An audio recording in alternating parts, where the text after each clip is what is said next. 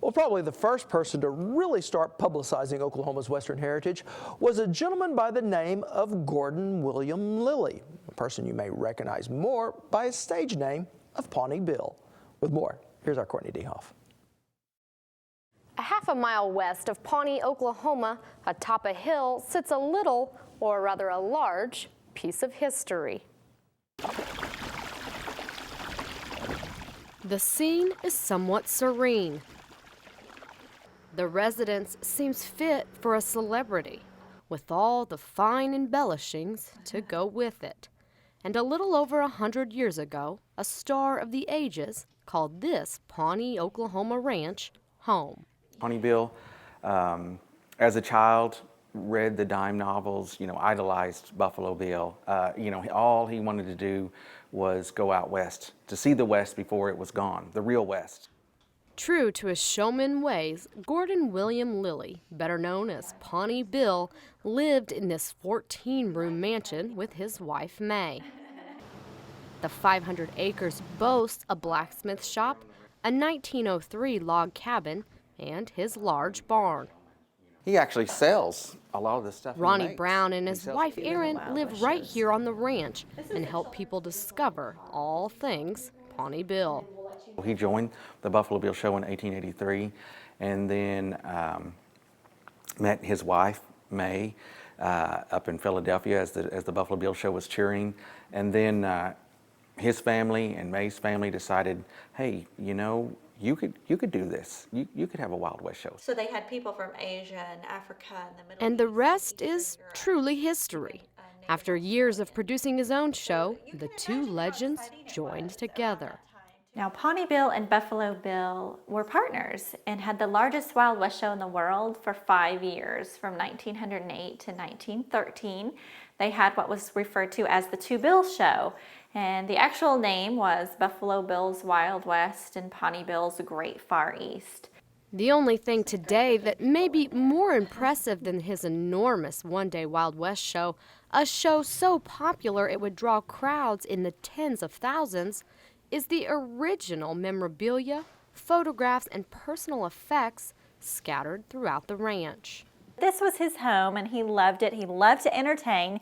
He was a born showman, and so he and his wife May loved to have dinner parties and have people over in the house. And they built it to kind of reflect their personalities, and I think it really does that. One of the most special things about this house museum is that virtually everything that you see is original to Pawnee Bill and May. We don't have reproductions, so we really feel like the house gives people an authentic experience in terms of what people like Pawnee Bill and May would have lived like and what they would have chosen to surround themselves with. There wasn't electricity in Pawnee, but the Lillys generated their own power through windmills, through wind chargers. And so they had electricity even before the town did. So it was a very modern home in addition to being a very beautiful home. His home that to this day reflects Pawnee Bill's love for the American bison, both inside and out. One of my favorite things in the home, or some of my favorite things, are these paintings of the bison. And that's another thing that Pawnee Bill's really well known for, is his work to try to save the buffalo. And we'll talk about, how iconic they are to America, and how that we almost lost them to extinction, and how important it was to Pawnee Bill, and that he was, helped petition the U.S. government to build game preserves to protect the bison from extinction. So it's real important to us, and to think that Pawnee Bill built this ranch in 1910, and here it is 2011.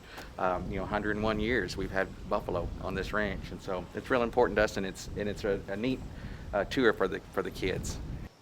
And if the bison and mansion aren't enough, the property also houses a museum. As a model to show people what a stagecoach would have looked like, and Pawnee Bill had a stagecoach in his show. They did a stagecoach robbery.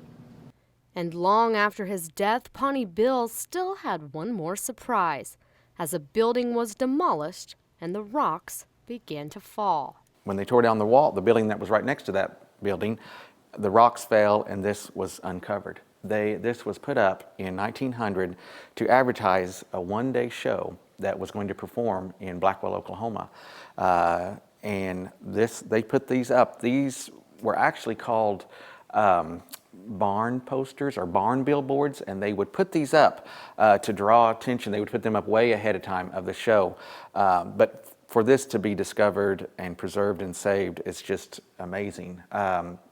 Smithsonian at the time, that it was discovered, said it was just like the find of the century for something this large, of this scale, or grander, to be saved. And the scale and grandeur of Pawnee Bill's ranch may only be the beginning of his history that seems to go on forever. Now the ranch also has covered picnic tables, fishing ponds, a playground, and even a meeting room. The big barn can even be rented for weddings, reunions, and more. But perhaps one of the most exciting things at the ranch is the recreation of Pawnee Bill's original Wild West show the last 3 Saturdays in June each year.